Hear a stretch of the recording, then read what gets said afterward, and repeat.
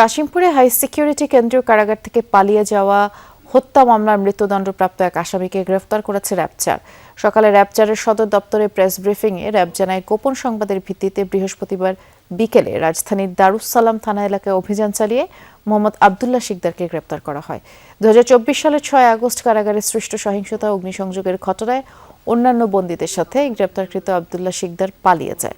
এরপর ছদ্মবেশে দেশের বিভিন্ন এলাকায় আত্মগোপনে ছিলেন তিনি। গোয়েন্দা তথ্য প্রযুক্তির সহায়তায় তার অবস্থান নিশ্চিত করে তাকে গ্রেফতার করা হয়। র্যাব আরও জানায়, ২০২১ সালে সুদের টাকা আদায়কে কেন্দ্র করে এক ব্যক্তিকে হাতুড়ি ও কুড়াল দিয়ে হত্যার ঘটনায় আদালত আবদুল্লাহ শিকদার সহ ৩ জনকে মৃত্যুদণ্ড দেন।